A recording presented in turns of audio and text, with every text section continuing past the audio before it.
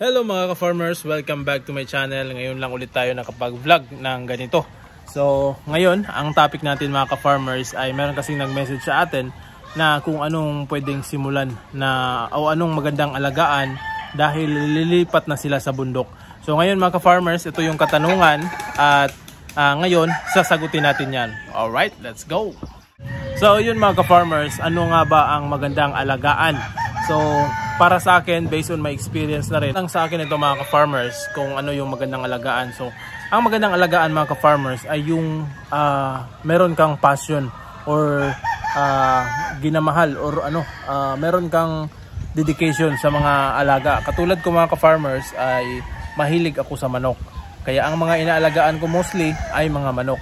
So, nakadepende din yan mga ka-farmers sa inyo kung meron kayong passion nito, kasi ang passion talaga or yung pagmamahal sa inaalagaan mo, yun talaga yung magiging puhunan mo para maging successful ka sa iyong alagaan.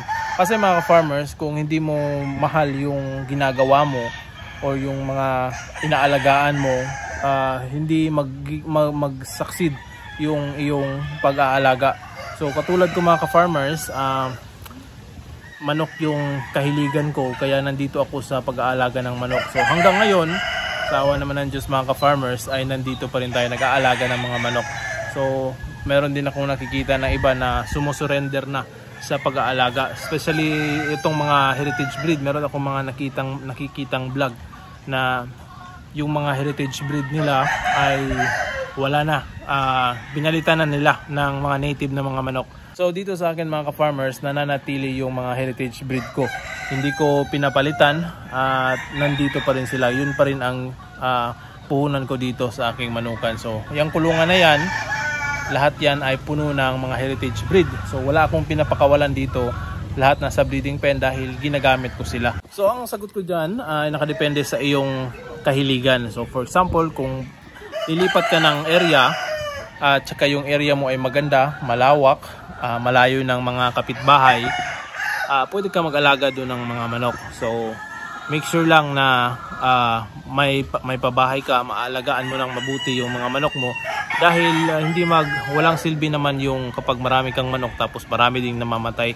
So yun, isa na doon ang pag-aalaga ng mga manok. So kahit anong breed ng manok ang pwede mong alagaan, bukid naman yan, so mas maganda din yan naka free range. So mas ideal dyan mga native na manok, or di kaya yung mga heritage breed pwede mo ring alagaan. So sa production naman yan, kung mag-aalaga ka ng native na manok, ang magiging produkto mo dyan ay yung karne or yung per kilo na mga karne na pwede mong ibenta. Sa heritage naman, ang magiging produkto mo dyan ay yung itlog at saka yung karne. So kung marami kang mga rooster, pwede mong ibenta yun per kilo, or di kaya kakatayin mo tapos maghahanap ka ng mga bibili tapos dun mo ibenta. So pangalawa mga ka-farmers ay yung kailangan mo talaga yung market kung saan mo yan ibibenta, kasi kahit na marami kang manok, wala ka namang market na pwedeng hatidan ng yung mga produkto, ay wala pa ring silbi yung pag-aalaga mo. So kailangan talaga mag-isip ka ng pamamaraan na humanap ng market bago ka magpaparami ng mga manok. So kapag nakita ka ng market mga ka-farmers or sa inyo, ay pwede mo nang umpisahan yung gusto mong pag-aalaga ng mga manok. So kailangan talaga yan mga ka-farmers, mandatory talaga yan na humanap ka ng market. So hindi naman mahirap maghanap mga ka-farmers ng market sa pagbibintahan ng manok. Marami naman yan. So kung nasa bukid ka, kapag marami ka ng mga manok, pwede kang pupunta dito sa mga town, dalhin mo yung mga produkto mo o ibenta mo, or di kaya mag-post ka sa Facebook at saka yung mga komprador na ang pupunta doon. Pero ang naka-diferensya lang kung komprador ng manok yung kukuha sa iyo, maaring mababa yung presyo. So mas maganda kapag marami yung mga alaga mong, sa example native, kapag meron ka nang naipon na marami, pupunta ka dito sa town para mag-contact ng mga restaurant kung sinong bibili. Ikaw na mismo yung maghahatid para mas mataas yung presyo na makukuha mo. Alright? At kung sa mga heritage breed din yung inaalagaan mo, wala namang magiging problema dyan. Itlog naman yung magiging produkto at saka yung karne. So sa itlog, mga kapitbahay mo dyan, pwede mong pagbentahan ng mga itlog. Especially ngayon ay merong pasok sa paaralan. So kinakailangan talaga yung mga itlog. So dito sa akin, paubusan nga yung pagbebenta ko ng itlog minsan. Hindi ko na mapagbigyan yung iba dahil walang stock sa itlog.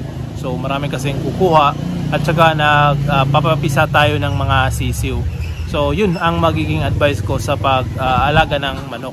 Dahil nasa bukid ka, pwede ka ring mag-alaga ng iba't ibang mga hayop doon. Katulad ng kambing, baka, pwede ka rin sa babuyan kung meron ka lang spasyo. So pwede din yung mga baboy na naka free range, pwede din inilagay sa kulungan. So depende na yan sa setup mo. Basta pwede kang mag-alaga ng mga kahit na anong hayop doon sa bukid. So yun, baka na nga, meron kaming baka. Pinupuntahan lang namin 1 o 2 beses sa isang araw. Pero wala dito sa amin, nandun sa area namin na pwede naming itugway or itali. So maghapon lang siya doon na kakain ng damo, tapos pupuntahan lang hapon at papainumin. So sa bukid maraming mga damo, so hindi magiging problema yung pag-aalaga ng baka or kambing man yan. So yan din ang ano lang dyan is medyo may katagalan yung return. So aabot pa yan ng mga 3 taon, 4 na taon bago ka makapagbenta. So depende din yan kung mag-aalaga ka ng baka na yung mga inahin, kapag meron ng mga anak ito, yung mga anak pwede mo namang ibenta. So mas madali yun kumpara doon sa magpapatining ka. So yun sa baka, kambing, kahit magkuhan ka ng pabo, mga bibi, pwede dyan.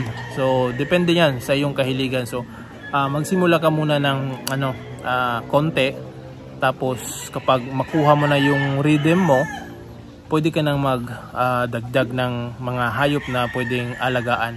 So ikabisado mo muna, huwag kang diretso ng marami, baka madisgrasya lang yun. So mostly kapag yung iba na wala pang mga knowledge about sa pag-aalaga, tapos bibili ng napakaraming hayop or katulad ng manok, tapos hindi naman marunong mag-alaga, so disgrasya ang abutin at sayang sa oras, sayang sa pera at sayang sa panahon. So yun, mas mabuti din na mag-invest ka sa knowledge. So yun yung number 1 rule talaga, mag-invest ka sa knowledge. Aralin mo yung paano ang paalagaan, anong mga pwedeng dapat gawin. Dapat advanced mindset ka talaga para magiging successful yung pag-aalaga mo ng mga hayop sa bukid. Ang kagandahan din kung pupunta ka ng bukid, malayo yung mga kapitbahay, walang mangingialam sa iyo kapag malayo yung mga kapitbahay mo. Tapos pwede kang mag free range ng mga manok dun. So mga manok mo pwede mong papakawalan kung malawak yung area. Tapos mas makakatipid ka nun dahil yung mga manok na yon ay pag-alagala lang, tapos tuwing umaga or hapon papakainin mo lang. Hindi kagaya ng ganitong setup na nasa urban na area na kinakailangan nakakulungan talaga yung mga manok para hindi makalabas, para hindi makuha ng mga kapitbahay. So yun yung isa sa mga advantage kung nasa bukid ka, tapos yung panahon doon medyo mas malamig kumpara dito sa urban na area.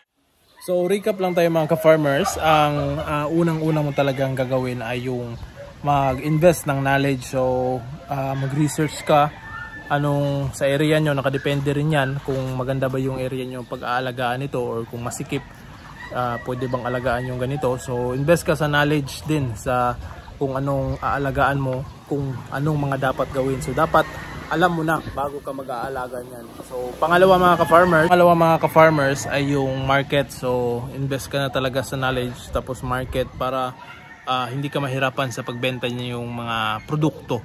So kung mag-uumpisa ka, dapat start small, tapos kapag makuha mo na yung rhythm, tapos maganda na yung takbo, magdagdag ka ng konti tapos hanggang lumaki.